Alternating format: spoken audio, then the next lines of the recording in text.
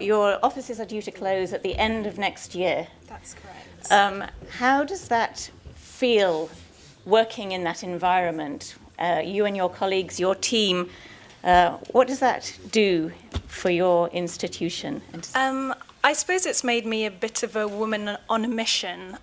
It feels that we have objectives, they are very clear objectives, and we're having to sprint towards them. So there's a sense of real urgency and clarity about our vision, and the fact that we've got such a short time to achieve it means that there's no loss of focus, really. Doesn't that become difficult if you've got a year left? Are people starting to look for other jobs?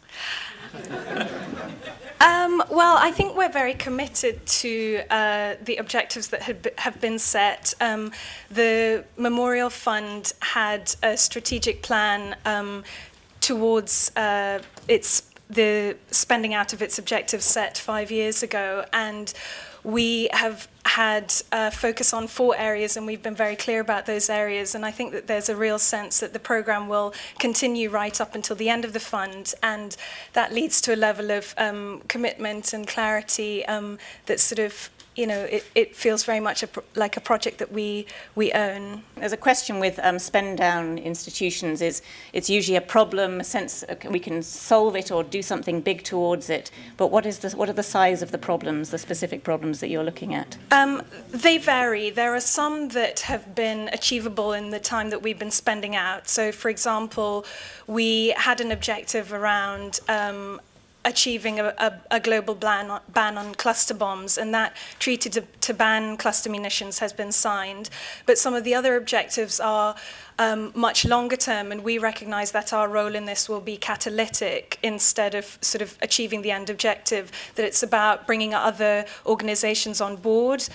That includes foundations and other NGOs, giving the equipment in order to start tackling the issues. You have a spend down, the obligation to really hand over capital and knowledge and sort of empower partners to carry on that message that you don't need to be there forever doing that. Can you respond to some of those critiques? Here at the Gulbenkian Foundation, we've opened to new programs, to new ideas, to innovative solutions. Each 2 years we're making public opinion polls to try to see how really the public is seeing the foundation and how we are responding to the current needs in Portuguese society. Our grantees have changed the kind of issues that we're supporting have also changed. So I really think it's not a good argument. We are also in the kind of a business of producing trust and social capital at large in Portuguese society. It's a kind of very immaterial benefit from being there for the long term. It's just not the very specific area where we are working with, but a kind of a very broad trust. Is there a kind of moral imperative to use resources now in a larger way to really deal with some of these issues? How does that play out in the sort of perpetuity spend down debate? Even if we all decided to spend down in one very specific issue like climate change, that is a pressing issue, that we would resolve the problem. And even then the argument that our society will generate and will transfer money and then we'll have other foundations. For instance, in the case of Portugal, it's not true. If we had spent down like 20 years ago, we are a middle-aged, respectable institution with 55 years old. The truth is that the newest foundation from 2006, 2007 is 5 times smaller than the Gulbenkian Foundation and had a much more narrow focus of activities. I like only to make a joke. Those that went to spend down their assets, the best way is to give them to a perpetual foundation for a specific purpose. In my opinion, the question about perpetuity or spend down is very much a discussion about the nature of the mission of a foundation. Let me mention Bernard van Leer Foundation, where you could say disadvantaged children somehow translated in different and framing it differently will always be relevant, children on the margin.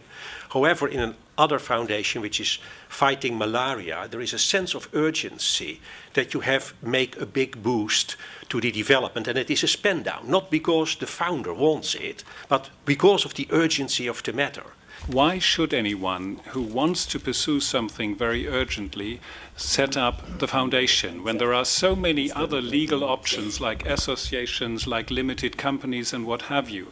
Because I feel usually it's just because you want to borrow the brand or the reputation of the brand foundation for something which can otherwise be done by any kind of agency. If there's ever been a period where intragenerational fairness has been missing, this is the one. We are passing debt to future generations, and we are passing problems that have been, in one or another, ignited, created by the behavior of the current and the previous generations. So if we don't pass resources together with the problems, we are, in one or another, committing a further crime in the way of literally killing intergenerational fairness. So I think that this is one of the strongest arguments for perpetual foundations. Comparing the Princess Diana Foundation, which I guess is spending a few tens of millions, with the Atlantic, and we have John Healy here, who has been trying to spend down the Atlantic Philanthropy, which is spending several hundred millions. It seems to me they're entirely different propositions. And thinking about the Atlantic situation, I think if they want to have long-term effects, what in a sense you have to do is you have to pass the money on to somebody else. So in that sense, I think Rui's observation is not a joke at all. I think it's actually a very shrewd observation and a real one. I don't think we should set up an either-or here. There's a lot of space in our sector, and of course there need to be foundations that are set up in perpetuity, and of course there must be foundations that spend down. But I suppose the challenge for all of you who are working in perpetuity is to ask yourselves, I know Joseph Rowntree do it every 10 years, should we spend out now? Are we still relevant? Are we still making a difference?